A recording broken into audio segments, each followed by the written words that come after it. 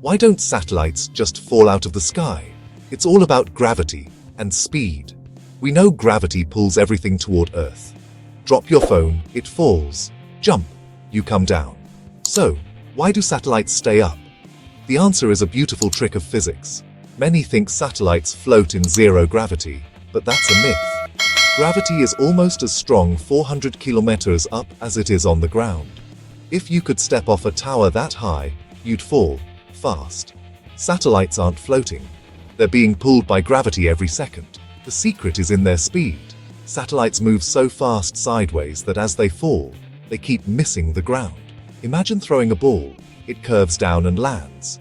But if you throw it fast enough, the Earth curves away beneath it at the same rate. That's what an orbit is, falling and missing over and over. Satellites are in a constant controlled fall around Earth.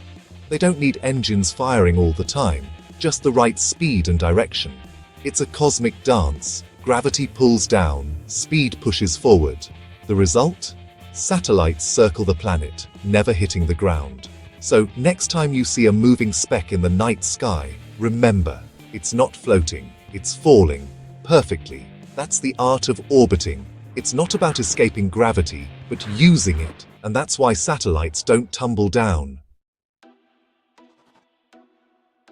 The real secret to staying in orbit isn't less gravity, it's more speed. Satellites in low Earth orbit travel at about 28,000 kilometers per hour, 8 kilometers every second. At that speed, gravity pulls them down, but their forward motion keeps them circling the planet. If a satellite slows down, gravity wins and it falls back to Earth. If it goes too fast, it escapes into space. The perfect orbit is a balance. Not too slow, not too fast.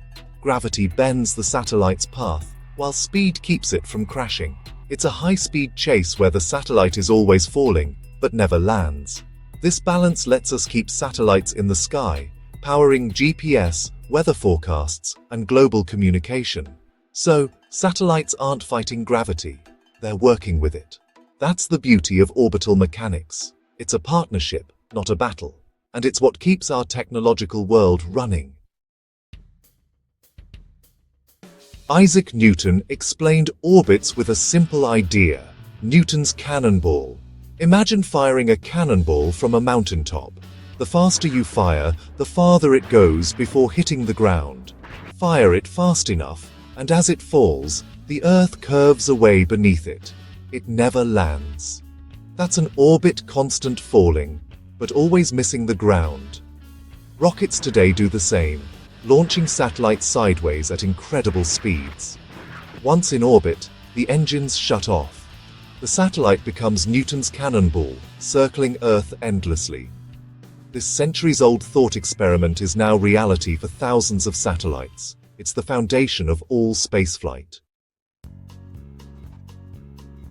Astronauts float in space not because there's no gravity, but because they're in free fall, falling around Earth at the same speed as their spacecraft. Inside the ISS, everything is falling together, creating weightlessness. Drop a pen, and it floats, because it's falling with you. But even in space, there's a tiny bit of atmosphere. This thin air creates drag, slowly slowing satellites down.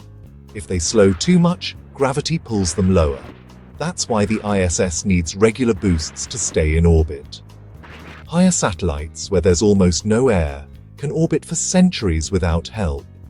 Weightlessness and drag are two sides of the orbital story. Both are part of life in space. Understanding orbits isn't just science, it's essential to modern life. Satellites power GPS, weather forecasts, TV, and global internet. They monitor our planet, help us communicate, and keep us connected. But with so many satellites, space debris is a growing problem. Even tiny fragments can cause massive damage at orbital speeds. Managing this debris is a major challenge for the future. Orbits let us track and avoid collisions, keeping space safe. Satellites don't defy gravity, they harness it, forever falling but never landing. Newton's idea turned the sky into a hub of technology. Sometimes, the best way to overcome a force is to work with it.